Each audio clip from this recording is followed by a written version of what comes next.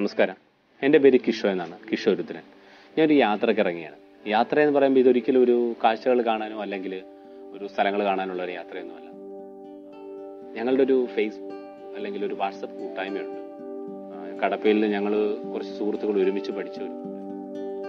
വാട്സപ്പിൽ ഞങ്ങൾ ചുമ്മാതെ കുശലാന്വേഷണങ്ങൾ മാത്രമുള്ള ഒരു ചാറ്റിങ്ങിനിടയ്ക്ക് അതിൻ്റെ ഒരു സുഹൃത്തായ ഷാലു പറഞ്ഞൊരു അറിവ് വെച്ച് ഈ കോവിഡ് കാലത്ത് ഒറ്റപ്പെട്ട് കഴിയുന്ന ഒരുപാട് ജന്മങ്ങളിൽ ഒരു കൂട്ടം, അതായത് കരുണാലയം, അഗതി മന്ദിരം, ഒരുപാട് മനുഷ്യജന്മങ്ങളെന്ന് പറയാൻ പറ്റില്ല. കാരണം നമ്മുടെ അച്ഛനമ്മമാരെ പോലെ തന്നെ ഒരുപാട് അച്ഛനമ്മമാർ ജീവിക്കുന്ന, അല്ലെങ്കിൽ അവർ പിന്തള്ളപ്പെട്ട ഒരുപാട് സമൂഹങ്ങൾ ജീവിക്കുന്ന ഒരു അഗതി മന്ദിരത്തിൻ്റെ അവസ്ഥയെക്കുറിച്ചാണ്. കാരണം ഈ കോവിഡിന് മുൻപുള്ള കാലഘട്ടത്തിലായിരുന്നെങ്കിൽ ഒരു പക്ഷേ ഒരുപാട് സഹായങ്ങൾ അവർക്ക് ലഭിക്കാറുണ്ടായിരുന്നു. ഒരുപാട് ചാരിറ്റീസ് മറ്റുള്ളവർ ചെയ്യാറുണ്ടായിരുന്നു. വിവാഹങ്ങൾ വരുമ്പോഴും അല്ലെങ്കിൽ പിറന്നാൾ ആഘോഷങ്ങൾ വരുമ്പോഴും ഒക്കെ ഒരുപാട് സഹായങ്ങളൊക്കെ അവർക്ക് ലഭിക്കാറുണ്ടായിരുന്നു. പക്ഷേ ഈ കോവിഡ് കാലത്ത് എല്ലാം ഒറ്റപ്പെട്ട് കഴിയുമ്പോൾ അവരും അതിലേറെ ഒറ്റപ്പെട്ടാണ് കഴിയുന്നത്.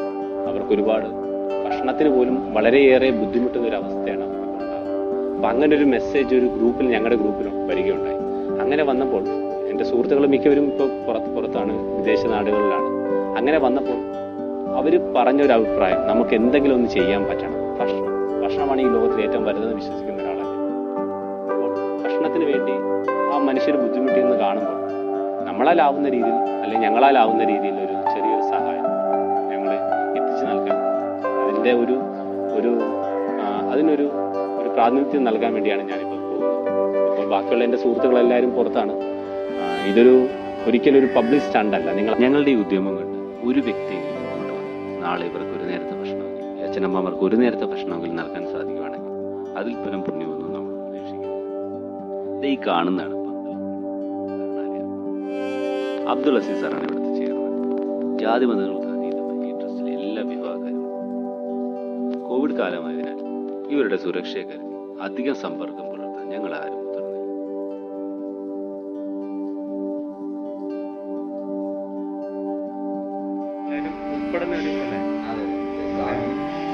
ചെയർമാൻ അബ്ദുൾ അസീസ് സാർ കർണാടകത്തിലെ പ്രവർത്തനങ്ങളെ ഞങ്ങളോട് വിവരിക്കാം.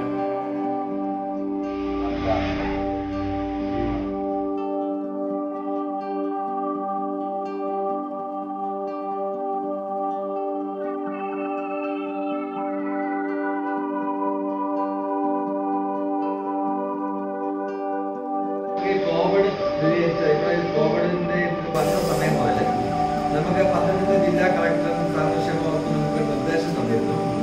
കാരണം ഇത്രയും ഈ 114 പേരും ഏജിലായതിന്റെ പേരിൽ പുറത്തുനിന്ന് ആരെയും കയറ്റെടുക്കുന്ന ഹോസ്പിറ്റലിൽ ആവശ്യമില്ലാത്ത ഇവര് ഹോസ്പിറ്റലിലോട്ട് കൊണ്ടുപോകണ്ടെന്നുള്ള തീരുമാനമായിരുന്നു. അതിന് ഞാൻ 71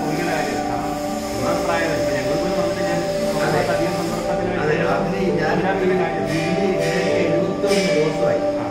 ഈ 69 ദിവസവും ഞാൻ ഇവിടുന്ന് ആരും തന്നെ പുറത്തുനിന്ന് ആരെങ്കിലും എന്തെങ്കിലും കൊണ്ട് ആഹാരം കൊടുക്കണമെന്ന് പറയുന്നവരുണ്ടെങ്കിൽ അവരൊന്നെങ്കിൽ അക്കൗണ്ട് ഇട്ട് തരികയോ അല്ലെങ്കിൽ സാധനം മാറ്റി സ്വന്തം നമ്മൾ വെച്ചു കൊടുക്കുകയാണ്. ആരും സർവ് ചെയ്യാൻ നിൽക്കില്ല. മറ്റേ നേരത്തേക്ക് എന്ന് പറഞ്ഞാൽ ഇവർ കേട്ട് നോക്കിയാലും ഒരു ഓർമ്മയാണെങ്കിലും ഇവർ വന്ന് ഇവരിനെ കൊണ്ട് ഇവർക്ക് തന്നെ ഇവരാണ് സർവ് ചെയ്തുകൊണ്ടിരുന്നത്. അങ്ങനെ സൗകര്യം ഉണ്ടായിരുന്നു. കാരണം വെച്ചാൽ ഏറ്റവും കൂടുതൽ കിട്ടിക്കൊണ്ടിരുന്നതായിരുന്നു. പുറത്തുനിന്നുള്ള സാഹചര്യം പുറത്തുനിന്ന് ആരും കിട്ടിക്കൊണ്ടിരുന്നത്. ഇത് വളരെ സെക്കൻഡിലില്ല. നമ്മൾ കാര്യങ്ങളെന്ന് പറഞ്ഞാൽ അവരുടെ ഇടയ്ക്ക് പത്തനംതിട്ട ഞങ്ങൾ കളക്ടറെ വിളിച്ച് ഞങ്ങൾ ഇവിടുത്തെ ബുദ്ധിമുട്ടുകൾ പറഞ്ഞിട്ടുണ്ടായിരുന്നു.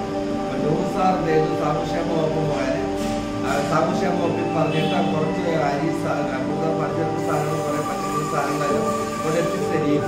അതുകൂടാതെ പത്തനംതിട്ട രാമള എന്നൊക്കെ വീണജോർമ്മ 2 ദിവസം മുമ്പ് വാഴപ്പുഴയിൽ, അതായത് ഫയർഫോഴ്സിന്റെ അവരെല്ലാം ചെയ്തത് വാഴപ്പുഴ പഞ്ചായത്ത് സാധനങ്ങളൊക്കെ ചേർന്നിട്ടാണ് കൃത്യമായി സാധിക്കില്ല. ഇവർക്ക് അച്ഛനമ്മമാരെ പട്ടിണി കിടക്കേണ്ടി വന്നു. അവർക്കുള്ള സാധനങ്ങൾ ഇങ്ങനെ കിട്ടിക്കൊണ്ടിരിക്കുന്നത് ദൈവം പറഞ്ഞു പോയാ.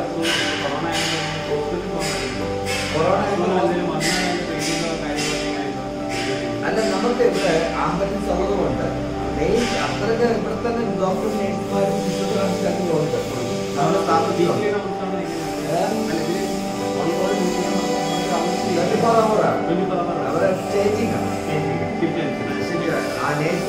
പേരുണ്ട്, ഡോക്ടർ ഒരാളുണ്ട്, നേഴ്സ്, പിന്നെ ഫിസിയോതെറാപ്പിസ്റ്റ് ഒരാളുണ്ട്, ബാക്കി ഓഫീസ് സ്റ്റാഫുകളുണ്ട്. പിന്നെ ഈ അച്ഛനമ്മമാരെയൊക്കെ കുളിപ്പിക്കാനും അവർക്ക് ആഹാരം എടുത്തു കൊടുക്കാനൊക്കെ അതിന് പ്രത്യേകിച്ച് ആൾക്കാരുണ്ട്. അപ്പൊ ഇവിടെ ഈ ഡോക്ടർ നോക്കിയ ശേഷം നമുക്ക് എന്തെങ്കിലും ഇവിടെ വരികയെന്ന് പറഞ്ഞാൽ ഒന്നെങ്കിൽ അറ്റാക്കായിട്ട് വരികയോ അല്ലാതെ BP കൂടുകയോ അങ്ങനത്തെ ഉള്ളതേ ഉള്ളൂ. ഷുഗർ കൂടുകയോ മാർക്കറ്റ് ചാർജ് അല്ലാതെ മറ്റു അസുഖങ്ങളൊന്നും ഇവിടെ ആർക്കും ഒന്നും വന്നിട്ടില്ല. ഇതൊന്നും വന്നിട്ട് നമ്മളാരും പോയിട്ടില്ല. അതൊന്നും 114 പേർക്ക് ഓൾറെഡി ഉണ്ട്. 114 പേരോളം ഉണ്ട്. ഇവിടെ നോക്കാൻ തന്നെ 14 പേര്. നമ്മൾ പൂർണ്ണമായിട്ടും ഉപേക്ഷിച്ച ആൾക്കാരാണ്. അല്ല, ഇതിനകത്ത് പറഞ്ഞാല് നിങ്ങൾക്ക് ഇത് MLA, MP, പിന്നെ ഹെൽത്ത് ഡിപ്പാർട്ട്മെന്റ്, സാമൂഹ്യക്ഷേമ വകുപ്പ്, അതുപോലെ തന്നെ വില്ലേജ് ഓഫീസർ, പഞ്ചായത്ത് പ്രതിനിധികൾ, അങ്ങനെ അവര് ഈ ആൾക്കാരെ നോക്കാൻ ആരുമില്ലാതെ അവർ കൊണ്ടുവരുന്നതാണ്. അവരെടുത്തോണ്ട് വരുന്നതാണ്. അവർ കിടക്കാൻ സ്ഥലമില്ലാതെ അവരെടുത്തോണ്ട് വന്നു. എല്ലാ 60 വയസ്സിന് മുകളിലുള്ള